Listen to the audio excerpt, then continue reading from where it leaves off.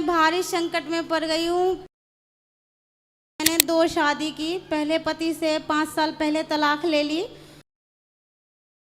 क्योंकि जहाँ प्यार थोड़ा ज्यादा है वहाँ मैं एक एक बोलता हूँ कि एक सवेरे दो, एक आपका थोड़ा डोज ज्यादा देना पड़ेगा। 2 सवेरे आई लव यू, 2 शाम को। कहते हैं कि मैं तुझे साथ में कहीं नहीं लेके जाऊंगा क्योंकि मेरे घर वाले।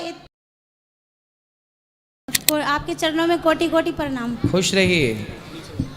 गुरुदेव, मैं भारी संकट में पड़ गई हूँ। मुझे समझ में नहीं आ रहा मैं क्या करूँ। क्या संकट है? गुरुदेव, मैंने 2 शादी की। पहले पति से 5 साल पहले तलाक ले ली और दूसरी शादी, मेरा वो पहले पति से 9 साल का एक बेटा है। मैं शादी नहीं करना चाहिए पर घर वालों के प्रेरित से शादी करने के लिए मैं राजी हो गई।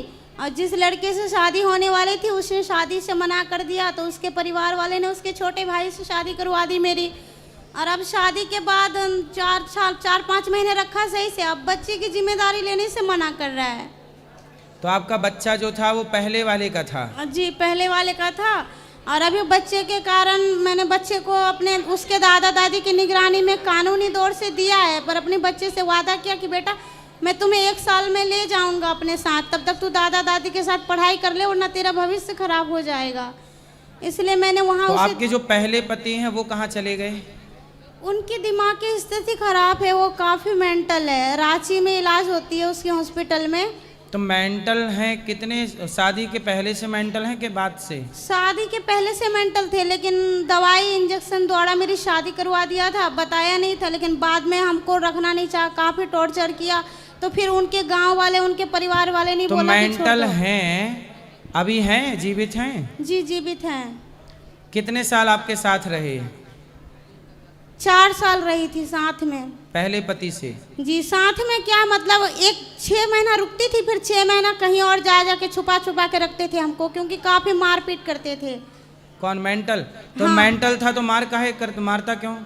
क्योंकि वो किसी चीज़ को नहीं पकड़ता, हमें को नहीं। महाराज जी उसको जंजीर से बांध के रखता था, किसी को भी पा लेता था तो मारपीट करता था वो। तो बच्चे कितने हैं आपके? एक ही बच्चा। तो वो पागल था, मेंटल था, तो बच्चा हो गया फिर उसके द्वारा? हाँ, उसका पहले ही बच्चा हो गया। मेरा शादी की सालगिरह से पहले ही बच्चा हो गया था। जिम्मेदारी निभाने के लिए मेंटल है, बच्चा पैदा करने के लिए मेंटल नहीं है।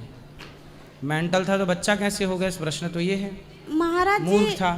महाराज जी वो पहले हमने जब शादी की थी ना, तो तब मतलब दवाई चल रही थी उसकी, रांची की, तभी धीमी थी उसका मेंटल। अब शादी हो गई, मतलब आपके तलाक हो गया उससे। जी।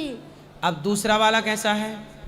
दूसरा वाला तो अभी मतलब ब्राह्मण परिवार में किया है, वो अपने स्वार्थ के लिए, मतलब अपने भाई के लिए शादी करना चाहता था। उनके भाई का बच्चा नहीं हो चाहता था, तो लेकिन बाद में उसने मना कर दिया। फिर उसके परिवार वाले ने बोला ये कहाँ भटकेगी, तो तुम शादी कर लो। उनसे करवा दी और अभी सभी चेंज हो गए हैं। तो पति आपके साथ ठीक से नहीं रहता दूसरा वाला?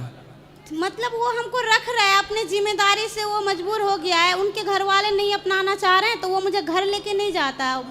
जयपुर में रखता है किराए के रूम पे, पर वो मेरे बच्चे की जिम्मेदारी नहीं लेना चाहता है। तो जहाँ रखता है वहाँ रह लो। रह लो। भाई वो किराए से रहना चाहता है, जयपुर में रहना चाहता है, उसका वही काम होगा, वही कमा रहा है, रह लो।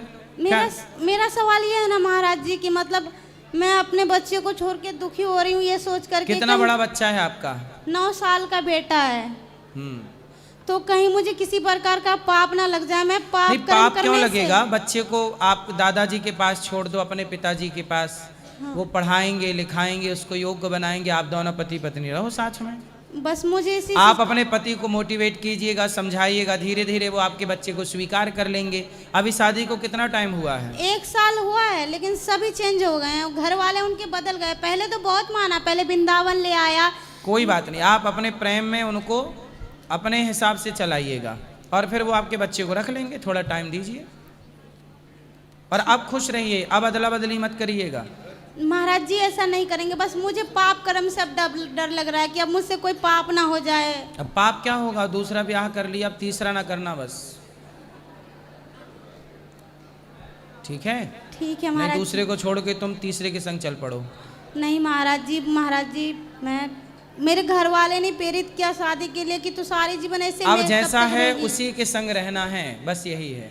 अब उसको समझा बुझा के ठीक करा जाए, उसको ले आना मेरे पास, मैं बात करके समझाऊंगा। महाराज जी पर वो तो आएंगे ही नहीं शायद। वैसे आप गुआनी सुनते हैं, वो आपकी भी रोज सुनते हैं और वो बाबा अब पत्नी प्रेमानंद की चाहे रोज सुनते हैं। पत्नी चाहे तो पति को कहाँ भी ले जाए। एक नहीं पत्नी शादी के पहले ले जाके ऊपर ले गई पहाड़ में।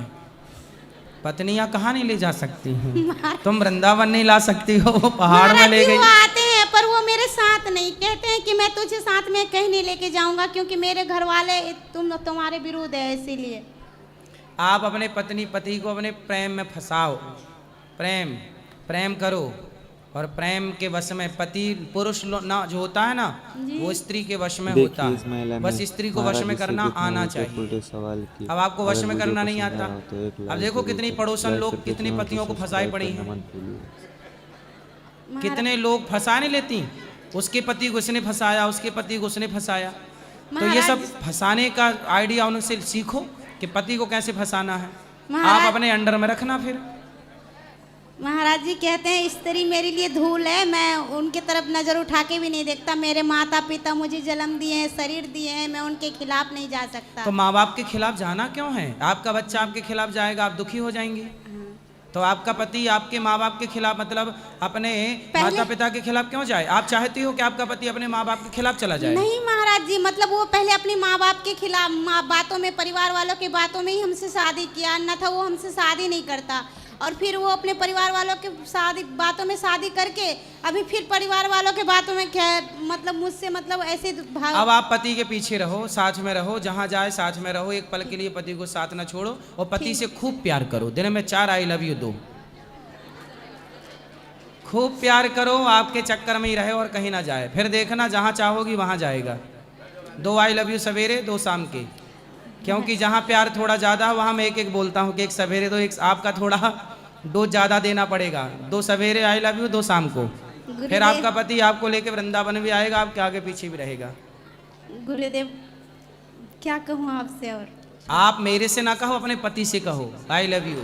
हाँ, मेरे से क्या है। मैं जो कह रहा हूँ बस वो समझो, अपने पति को ठीक करो बस। ठीक है, धन्यवाद गुरुदेव। और भगवान के आश्रित रहो। यदि पति ऐसा करने से फिर भी ठीक है तब तो ठीक है, वरना फिर तीसरा एक संबंध नहीं है। गुरुदेव तीसरा नहीं, वो अरे मैं बता रहा हूँ तीसरा। फिर मेरे तो गिरधर गोपाल दूसरो ना कोई। अब संबंध जोड़िएगा तो सिर्फ पक्का वाला भगवान से जोड़िएगा। अब उनके आश्रित कर दीजिएगा जिंदगी। अब तुम जानो, तुम्हारा काम जाने। ठीक है। अब भगवान के आश्रित, अब भगवान की यही मर्जी है।